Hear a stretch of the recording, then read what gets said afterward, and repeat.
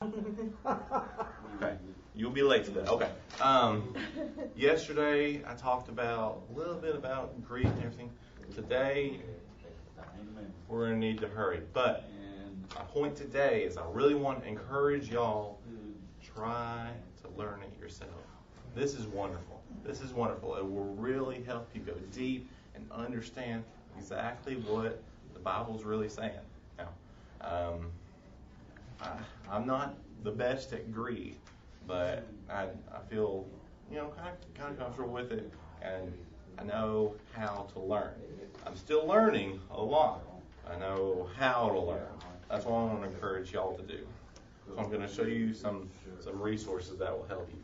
Okay, I'm going to be interpreting because I don't want to have to look, and so she's going to sign for me.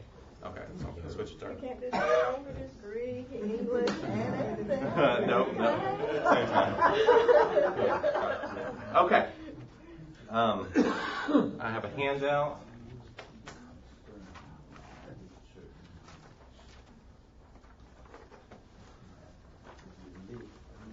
And really what I want to do While we're handing out.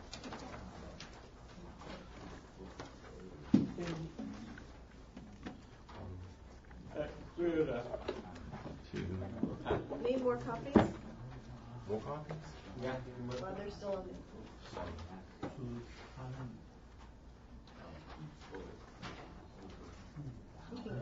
Okay. If I need to, I will make enough copies for everyone if I need to. Okay. My point in this class, like I said, is just to really encourage y'all to learn this for yourselves, and you absolutely can. I think it's great, especially if you have an opportunity to actually go and take it from somebody who really knows it, but it is possible to be able to learn it yourself. I want to give you some tools so that way if you start learning it yourself, you don't feel as lost. My first week of Greek class, I went up to my professor and I said, I think I can understand the vocabulary. I can learn these new words in another language. I can learn the right way to spell them and everything, but I don't understand enough English to be able to actually understand how to translate it. And he said, it's okay. It's okay. We're going to take it slow. This book right here, The Basics of Biblical Greek, if you were in my class yesterday, we talked about, and we'll get some more copies. If you were in my class yesterday, I had a book right here from William Mounce's, same kind of thing. It's you got William Mounce right here. He's the same author. He's the same guy right there. And this is a textbook many people will use to start off with Greek. Now, my first semester, we met 4 mornings a week and had a study session on the 5th. There were tutors and everything, so it was a lot of Greek all day long, basically. And we got through, I want to say, first 15 chapters. Must have been first 14 chapters, so we didn't do verbs at all. So we did the first 14 chapters in one semester. And that felt like a lot. Now, the second semester, that means we did about 20 chapters. So it's hard to start, but if you can start it, then you can really start learning and start picking it up. It's kind of a steep learning curve at the very beginning, but then once you kind of get into it, then it makes sense. That's why we spent the whole week learning the alphabet. And we spent a lot of time just learning the very basic things that come in with the Greek language. We had to learn about the history a little bit of it, to be able to understand why it does some of the things it does. And some of those lessons that don't make a lot of sense right now make a lot of sense later on. When I went to boot camp, we had to jump into our beds, or our rack as they called it. We had to jump into these bunk beds and yell, "I'm up, he sees me, I'm down." Every single night. And we had no clue why we were yelling, "I'm up, he sees me, I'm down." If we didn't do it fast enough, we had to do it again. "I'm up, he sees me, I'm down." Well, towards the end of boot camp, we started doing drills where we're running with weapons. And you can't just run across an open field with a weapon. Somebody else with a weapon will shoot you. So you have to run up, and the maximum length of time you can be standing is, "I'm up, he sees me, I'm down." So that was the training that we had. That's why we did it quick every single night. And we do it again and again and again and again until the point where we went, "Okay, I'm up, he sees me, I'm down." And so you're only moving just a few feet, but it's hard to get a shot off when it's that close. Well, Greek is a lot of the same way, except nobody's shooting at you. Because you have to learn these basics and learn them again and again and again, and then later on they're going to make sense. It'll make sense at some point. And that's when it really becomes a lot of fun, and that's when it becomes really interesting. Now, each section in this book, I'll pick this next chapter, is going to have an exegetical insight. So it's going to do a little bit of expansion of the text and talk about a specific aspect of Greek that's going to be discussed in that chapter. And it's going to take a verse that in particular applies to that chapter and explain it and explain why you're learning this, which I think is awesome, because if you don't know why you're learning it and it's not making sense as you're going along, if you can't read somebody else talking about it and go, "Okay, well that makes sense," then you're not really going to stick with it probably. Then it has a little section, and sometimes it's short, sometimes it's long, on English. And it will explain to you that English part of speech. So when I went in there and I was trying to remember what an adjective is, or what exactly these different parts of speech are, because it's been 9 years since I had taken a grammar class when I took my first Greek class. This part explains it, and it explains it, makes it simple. It doesn't try to throw someone with a PhD at you and explaining all the ins and outs of everything. It just tries to make it as simple as possible. And then it goes into the Greek. That's when it actually begins to discuss how it applies there. And it'll have different sections, but in the middle of most chapters, it has a halftime review, is what it calls it. So it's like you've been playing for 30 minutes, and you need to take a little bit of a break and just review what happened. And at halftime in a game, you stop and you make those adjustments, right? So when you open up the book, when you open up that chapter, you're probably thinking it's going to go one way, but just like in a football game, it doesn't always happen exactly like you expect it to. So you got that halftime adjustment. You get to look at it and you go, okay, it makes a little bit of sense.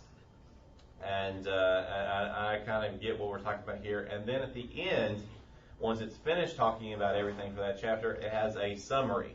And so it explains everything that was just discussed in that chapter and gives you all the highlights. Now, if you're going to memorize something, that would be the thing to memorize. Not because anybody's going to test you on it unless you actually go for a class, in which case, well, yes, you should memorize this. But just because this is the stuff that's actually going to come up when you're working through this information. And then it adds vocabulary.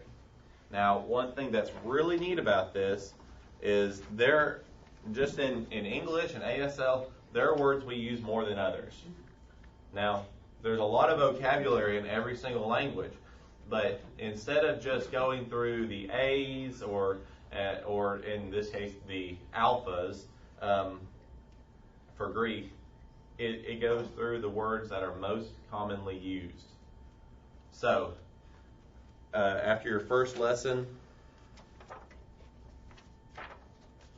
let's have this open.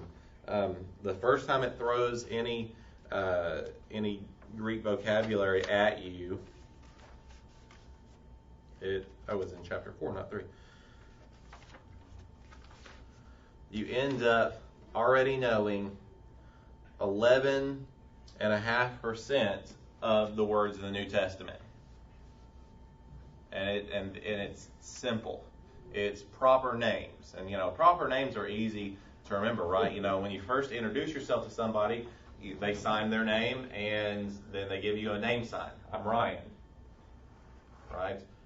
And you remember that. Well, it's easy to look at this and go, okay, that's Paul. Especially since it's spelled almost exactly like we would spell Paul. That's Jesus. It's spelled almost just like we would spell Jesus. It's really easy to get this idea. So these proper names and stuff end up making 11.55% of all the words in the New Testament. Now, there are 138,167 words, 167 words in the New Testament. So by the time you get through this book right here, you know over 75% of them. And the 25% that you don't know, you know how to find them in a dictionary. Because you understand how the language works. And you understand how to pull apart this word and find the root word and pick it up in a dictionary. And that's what's really important, is that not only do you understand most of what you're going to need to know, but you also understand where to find what you don't know. Because that can be just as hard. How do I find what I don't know? Okay, I've really got to book it here. So it keeps a running total right here. So you've learned 26 words at the end of the first vocabulary chapter. First vocabulary lesson, you learn 26 words. Those words occur almost 16,000 times in the New Testament. So that I'm sorry, I might have been misleading earlier. That 138,000 words, that's a word count. That's not different words. There's not 138,000 different words. It's 138,000 if we were to typing it into Microsoft Word and look at the bottom and see how many words you write. Like when you're writing the bulletin, I'm trying to get to 500 words, right? Well, there's 138,000 in the New Testament. So I may use, you have the word "the" that is going to use a ton, So that's what I mean. That might have been a little confusing. Let me make sure I get that. So you have 16,000 of the 138,000 words you learn in learning 26 words. You learn 26 words, and those 26 words happen 16,000 times in the New Testament. So you've just taken out a huge chunk of the New Testament that you now understand what those words mean. And I like this because it doesn't give you one definition for each word. Because there are words that have multiple meanings. And we talked a little bit about that yesterday afternoon. And so if you think, for instance, this word right here, anthropon, that's not the original form. It's been changed a little bit, and I'll talk about that in a second. But the word that it comes from means man, mankind, human, humankind, the world, the universe. I think there's one more, but I can't quite remember. Anyway, so it has all these different meanings. But you have to be able to look at it and from the context know, am I talking about a specific individual, or am I talking about the world at large, or am I talking about a group of men? Now don't get afraid, because this shows you how to do that pretty quickly and pretty simple explanation, and we'll show you how to do that. But that's how it can be. You have the same word for wind, for breath, and for spirit. And so that one word can be used in different ways. Just like in ASL, you can use one word and you can use it in different ways. English, you can use one word and use it in different ways. It's the same with Greek. And so that is wonderful, because some books they'll give you one explanation, or they'll give you the most common explanations. This one will give you the most common explanations, and then we'll add on in smaller letters, we'll explain even more explanations and definitions that you can have. There's a word that means that, since, or because, but can also be quotation marks. It can be all of those things. And when you read it, it can make sense. It makes a lot of sense which one is being used. But if you think that word only means because, well, then you've just lost a lot of 1 John chapter 2. 1 John chapter 2 stops making sense about the middle of it. You go, well, wait, because you're stuck on this one word. You get stuck on this one word and you don't really understand what the rest of it is saying. So, gotta run through it. Okay. All right. This book right here, this is the one I would encourage y'all to get. Basics of Biblical Greek.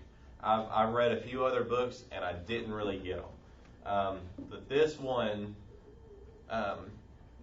basically, we did this at home and went over all the exercises in class. And so a lot of this, I did have somebody who was an expert in the field. He has PhDs in New Testament and Greek. And he helped me a ton. He's actually the lectureship director at Freed-Hardeman. So come to lectureship and meet him and learn Greek at the same time. So, but a lot of this book was just me reading it at home, and me just spending time sitting there on the couch, opening up the book and reading the chapter and reading it again and reading it again, so that way I can make sure that I understand what's going on. A lot of it was just that, so that way when I got to class, I knew what I was talking about. He explains it in ways that everyone can understand. You don't have to have a big background. Now, this book is, I think normally is like $40. I don't know anyone who paid $40 for this book. I got mine used. It was from the Freed-Hardeman bookstore, and I think I paid $25 for it. If I'd gone on Amazon, I could have got it for $20. So you can find this, and then it comes with a workbook. Oh, question. The first name of the author? William Mount. There's a workbook that goes along with it. And I would really say you need the workbook. If you're going to get that book, you need the workbook to be able to work through it. And what was encouraged me to do, and I bought a new one because I love it so much. I actually just bought a new one so I can do it myself for fun. Because I'm a nerd like that. This morning I got here and I forgot to take my Greek Bible off the shelf, and then I realized I always have one in my bag, so I'm lucky. But if you are anywhere in Tennessee and you're near a McKay's bookstore, go into McKay's bookstore and look for these books. There's one in Nashville, there's one in Chattanooga, there's two in Knoxville, and look for these books. I got this for $4. Most of my classmates, we paid about $20 for our workbook when we got it the first time. Amazon usually sells them, and you can usually get a deal for about $13. But I got this for $4, and this book right here, I want to say was about $12 or so if you got it from a used bookstore. So, and this is I did this every day for a year. This kept me for a full year.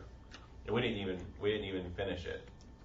Now, in both of these sections, after you do the summary and then you do the vocabulary, in both the book and the workbook, there is additional work.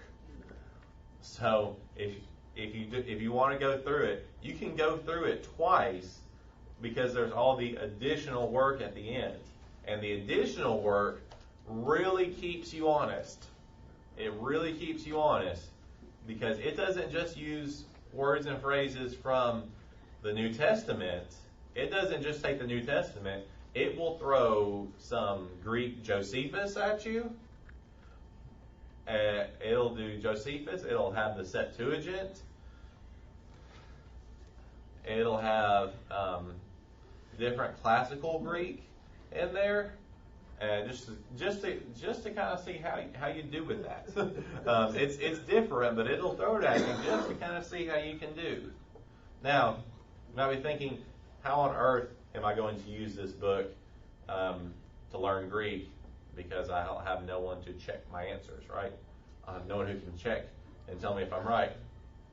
Go to Google and search for this book. Search Basics of Biblical Greek Workbook, 3rd edition, or whatever edition you have. I had never seen a workbook for any other edition, but I think it's only 3rd edition that they have the workbook. But 3rd edition, and all the answers are on there. You can get it as a PDF, and you can download all the answers. Now, usually in each section, there is one answered incorrectly. There's one of the translations that are answered incorrectly. And that is for when you're in a Greek class and you have somebody who's gone online and has copied the answers word for word from online and hasn't actually done the work for themselves. It will throw in a crazy word or phrase. I remember one guy who got caught doing this was talking about Mary, the mother of Zebedee, and was going on about for 2 sentences, and we were just looking around and like, where did he get that? And our instructor just quietly said, please make sure you're actually learning the material and not just copying it off the internet, because some of those things are designed to fool you. So if it seems like crazy out there, you're going to have to figure that part out yourself. But over 95% of it is correct on the internet, okay? Not everything is correct, but over 95% of it is going to be correct right on this book. So there's that.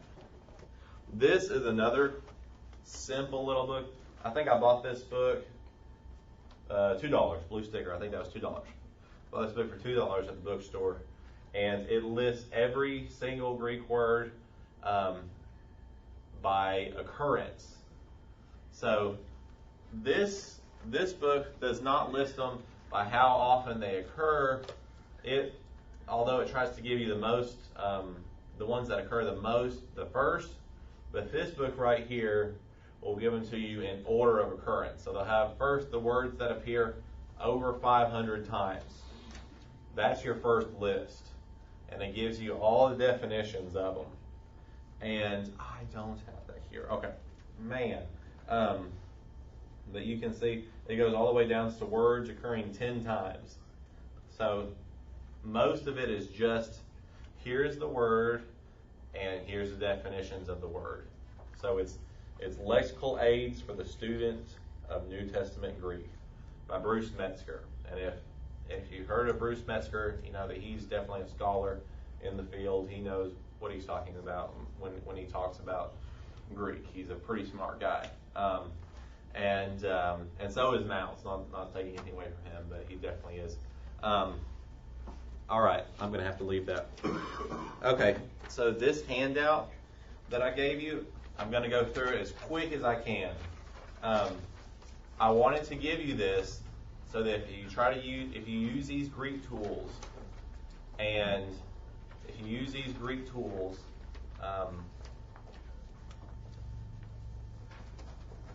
he's looking to borrow someone so that he make copies. Okay, sorry, I didn't expect to have this many in here for a Greek class. This is awesome. So these tools, because so many times I sat there on the couch with 3 or 4 books open, flipping back and forth and finding everything and trying to remember this stuff. This is going to just give you the very basics.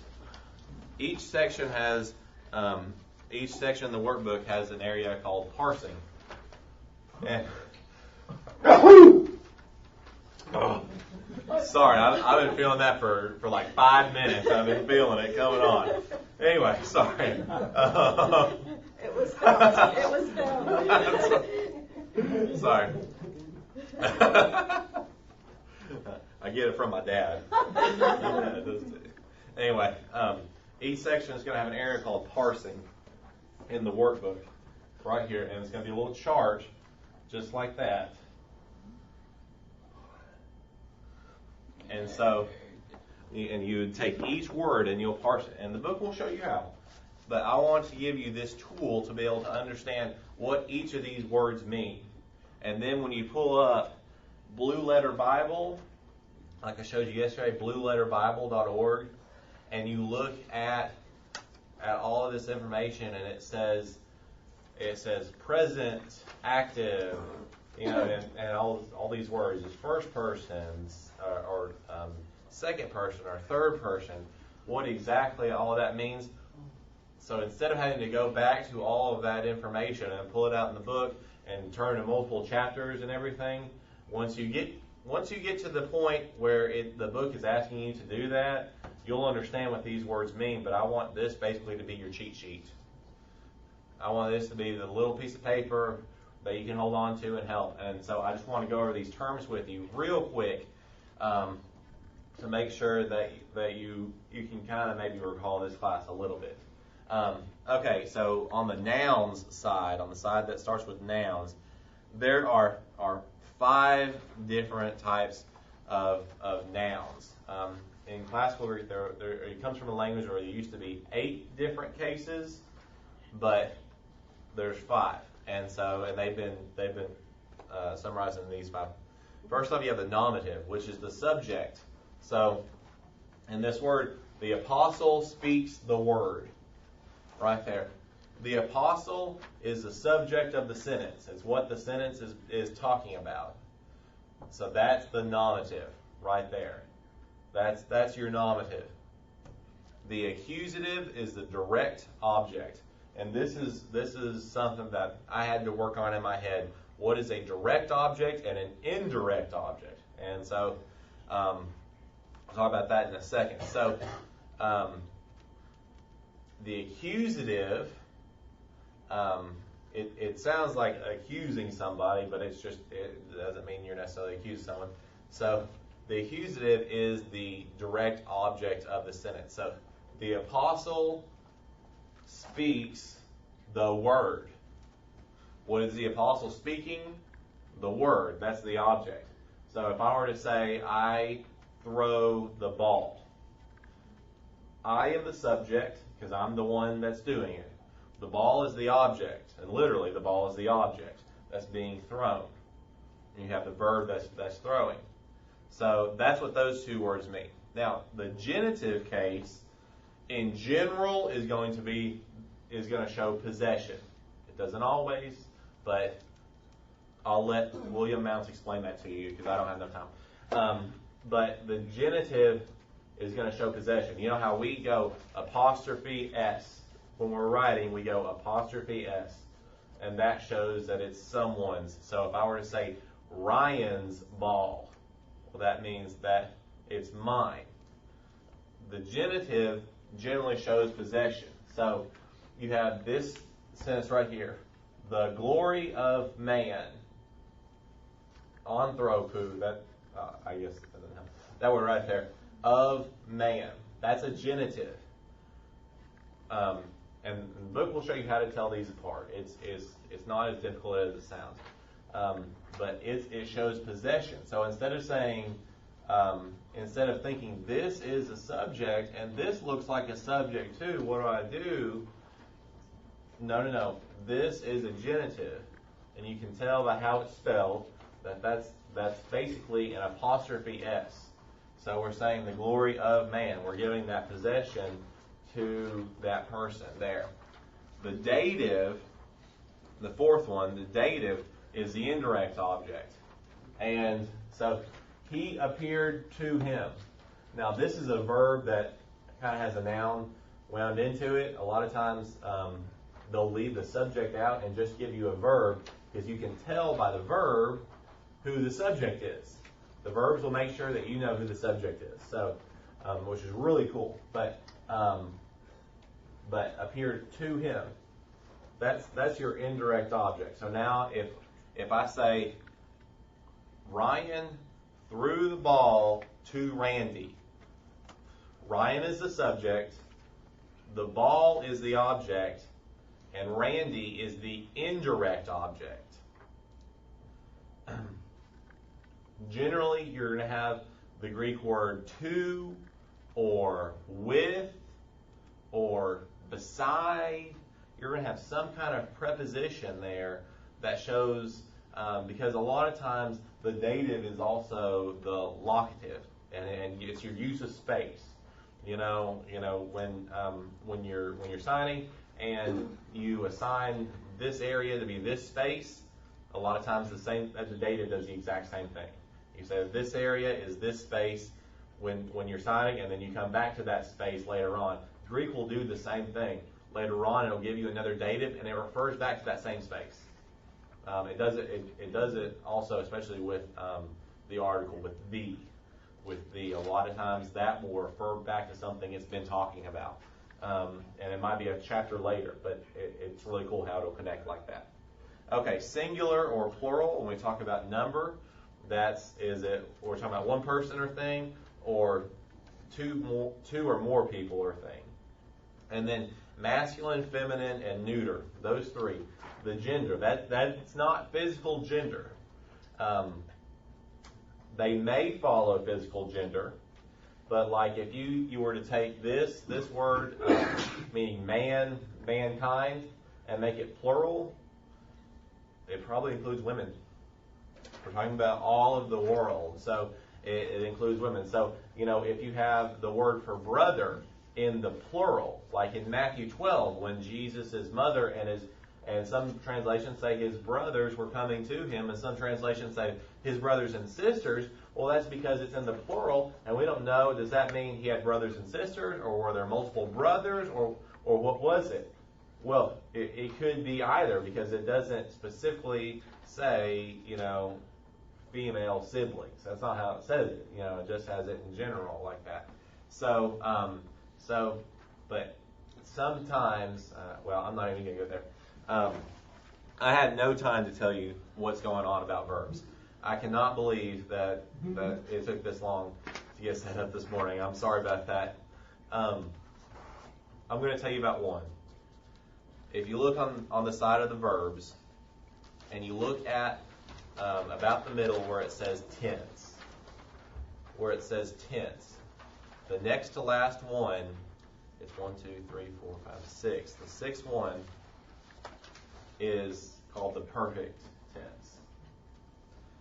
And last night when Billy Level was talking about Jesus saying, "It is written," and Jesus said in Matthew chapter 4, "It is written, it is written, it is written."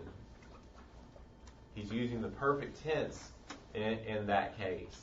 And what that means is it's a past action that has a present impact. It's something that happened in the past that is important to the present. Because God wrote His Word in the Old Testament, and when Jesus is quoted from Deuteronomy, now it's still important, and it's able to help him overcome temptation. And so a lot of times they'll put it like, "It was written," "It has been written," "It has been said."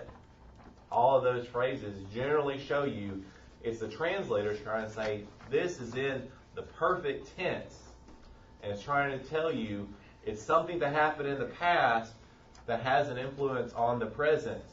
And isn't that just kind of what Christianity is, right? It's something that happened in the past that now that we have a present result.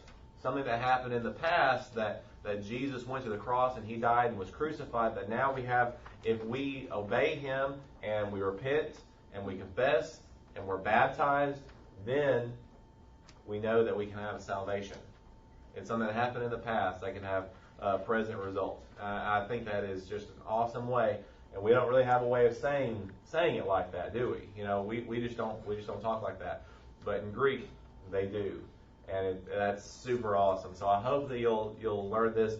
I know I'm over my time, but if you want to talk about this or have any questions, then I may not know the answers, but I can help you find them. So, thank you. We're out of breath.